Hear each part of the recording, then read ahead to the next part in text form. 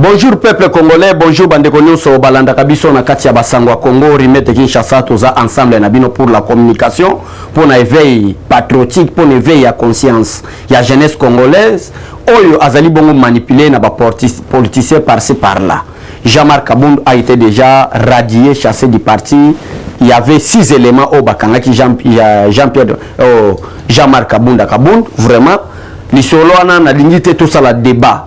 Na bengi pe na bandeko nyonso ya ba parlementaire debout tozalaki kozela voix officielle ba sangani ba moni été Jean-Marc Kabound sali mabe bazui infraction ya koteka ba carte officielle. Moi je ne parle pas des choses au batbalo bana ba TV, je parle officiellement convention démocratique bazui na ba greffe ya liboso greffe liboso azo nyambonga ba carte azo organiser parti te mais azo qui ne ko implanter décision finale selon ba nini bini azala suna amour ya partité.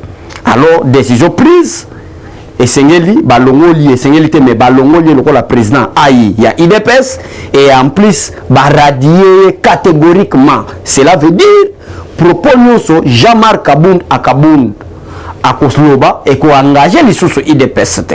Donc il y a attiré attention. Il y a peuple congolais balanda kabiso partout dans le monde et que ce qui ezalaki ko dépendre nanga na koraki ko senga était baboukaye ma pekaka na président parti mais qu'on radier na parti parce que nous avons besoin de tout le monde pour faire élire le président Félix Tshisekedi en 2023 avec la majorité parlementaire.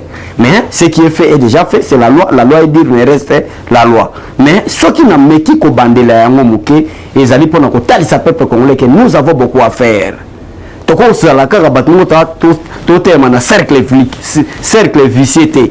Toza place moko tozo balwaka par place moko. Ça fait 3 semaines ya makamba Jean-Marc Kabound zo salema décision yeko bima et à IDPS il est radié du parti et il est destitué de son poste de président de l'IDPS. Procédure ya bakozi ya parti ba contacter déjà pe bureau ya Assemblée nationale pour être balongola et na poste pe ya premier vice-président Assemblée nationale parce que selon ba cadre ya parti ces postes là Jean-Marc Kabound na combat Jean-Pierre Bembe kotinga mingi na monoko parce qu'il a comprendre portier comme le soutenir chef de l'état ngona zo mona chaque fois na tanga Jean-Pierre mais Jean-Marc Kabound ba keko koti ça déjà dossier na niveau ya Assemblée nationale na bureau de l'Assemblée nationale pour dire que les postes qu'il occupait, il y a le premier vice-président de l'Assemblée nationale, ils ont eu poste à IDPS et c'est à Tsikango. Donc, dossier PDG coaché.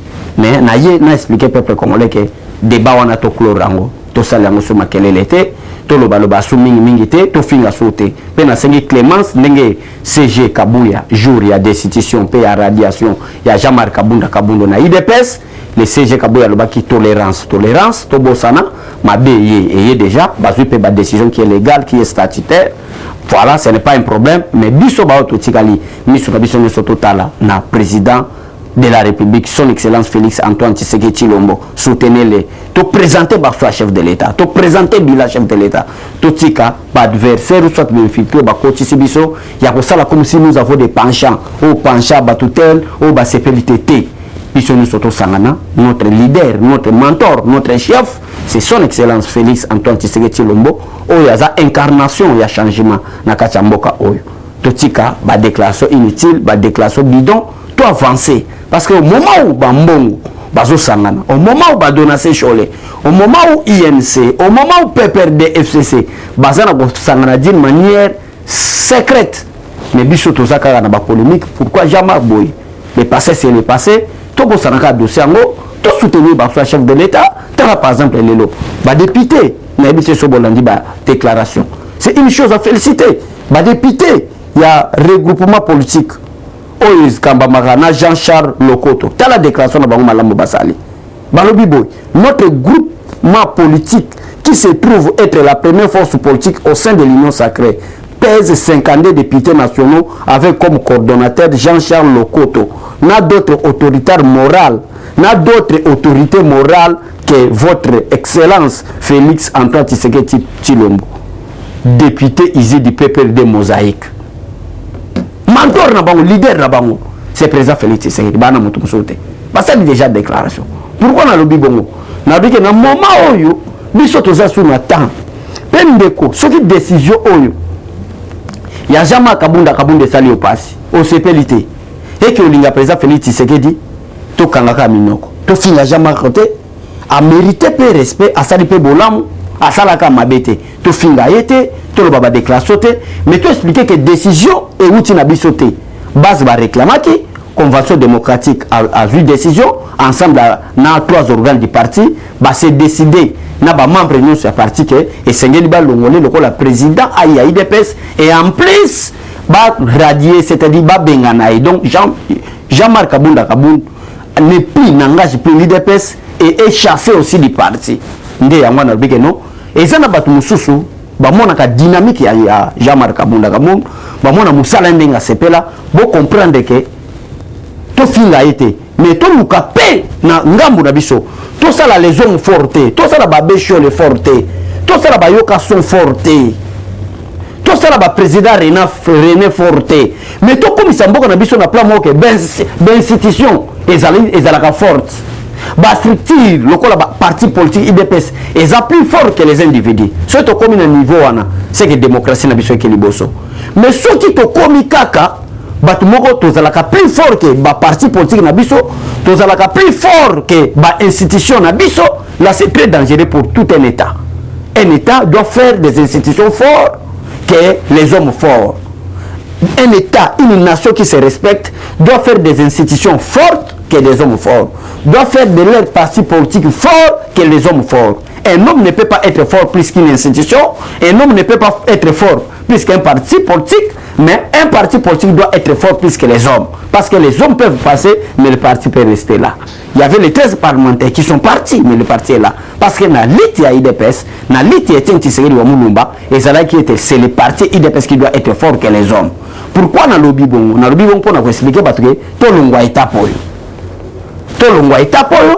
Na moment bande ko bazo s'organiser to luka to ba mutu na province na moi par exemple di Bandundu quelle est peut-être ma contribution concernant la province de Bandundu pour faire élire le président Félix Tshisekedi na 2023 wana façon ya komona mutu tel il est peut-être du Congo central. Comment est-ce que quelle est ma vision pour faire élire président Félix Tshisekedi na Congo central?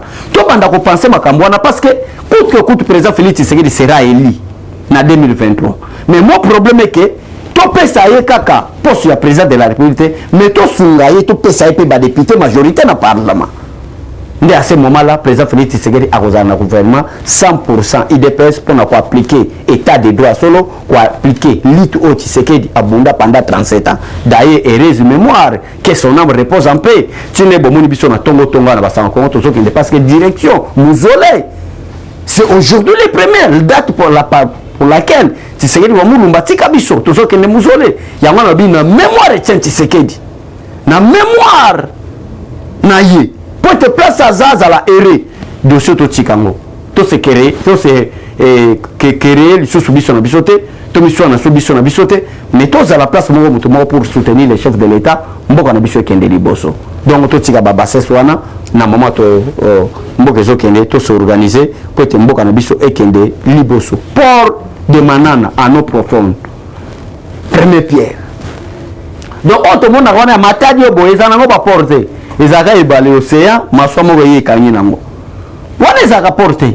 Mais une somme ils ont coûté somme il y a 1,5 milliard de dollars. Imaginez-vous 1,5 milliard de dollars pour la construction d'un port à nos profondes de bananes. 1,5 milliard de dollars. Essayez un peu de raisonner 1,5 milliard seulement pour la construction d'un port. Vous avez un degré fatia linya mema Congo. Raison pour laquelle nous avons dit que makambo zoni ko la biso awa to tikango. Total la vision chef de l'État comment est-ce que tu reçois le peuple congolais? 1,5 milliard. Je ne parle pas des millions en francs congolais, mais je parle des milliards en devises dollars. Combien d'argent? Donc un port moko professionnel. Port moko sophistiqué. Kunango balobi ekobanda d'ici ne babandi première pierre nango jusqu'à ce que 2025 ko rapport wana ndeko sila na programme ezawana donc eza pour ya 322 000 tonnes tala degré fati alinya memamboka nde batebele ba comprendre les changements les ans de président Félix Tshisekedi raison pour laquelle nazongi mo asima mke pona taisa bino ke déclaration ya ba député ezokambama na ndeko na biso Jean-Charles Lokoto o basali déclaration ya kacha union sacré koloba ete biso ba député na biso bazali tozali 52 toza première force politique na kacha union sacré o toza na majorité ba député wana ba déclaration ba député na lobi bongo pourquoi balobi parce que na kati ya union sacré ya de l'hypocrisie na kati ya déclaration na bango peuple congolais bandeko balandaka biso ya l'hypocrisie eza nini omona par exemple toza na Moïse Katumbi membre de l'union sacrée mais qui combat la vision du chef de l'État na kati ya union sacrée on a kokende libanda toza par exemple na monani Olivier Kamitatu on a voté la déclaration na kati ya union sacrée mais qui combat musala pe vision chef de l'État toujours na kati ya union sacrée non ça ce n'est plus la politique mais on a ba député ba yeko la déclaration ba libete biso totika hypocrisie to pesa ba position na biso comment est-ce que vous en a position té tu es derrière tu soutiens le président Félix Tshisekedi ou tu ne le soutiens pas. Si tu soutiens le président Félix Tshisekedi, mais tu es dans l'union sacrée, pourquoi vous avez la déclaration bidon ya koloba ete ndenge tozali boye Félix Tshisekedi attaquer président Félix Tshisekedi na programme ya union sacrée. Ce n'est pas bien de ya mwana basaraki. Raison pour laquelle le peuple congolais soutenons le président Félix Tshisekedi. Tonguti na régime il y a 32 ans. Tonguti na régime il y a 18 ans plus 4 ans il aura Désiré Kabila. Personne n'est pensé na gratuité enseignement. Personne n'est pensé na construction ya baport. Personne n'est pensé na développement il y a 145 territoires. Or le développement commence au niveau de la base. Personne n'est pensé na développement il y a 145 territoires. Personne n'est pensé na construction océan. Océan où les kelabiso na Bakongo. Il y a une place fleuve la mbouchi du fleuve congolais. Mais tous la na port moko professionnel. Et bah régime était le cas. Moutaïko Kanisamo c'est le président Félix Tshisekedi. La gratuité de l'enseignement était constitutionnelle. Personne ne songeait il y a quoi appliquer l'article 43. Bazala qui cause la cas président Félix Tshisekedi aya. Banzela n'en parle pas. Monga tabandundu bandeko nanga bolandanga bandundu ville. Nzela en bandundu ville yango bazo alfatama par la président Félix Tshisekedi. Depuis Babel Jibatika biso na mboko bandundu ville les alokwa na sima bukomba abandonné. Président Félix Tshisekedi a eu quel biso première fois torkuta nae. Depuis que faites quelque chose mon président na bandundu. Balabala qui mpoanza on a vu la qui quitte bimati kota point kwenu na balabala ya bandundu ville oyo e ke ban Kinshasa ti bandundu ville bazo faltango. Personne ne pensait.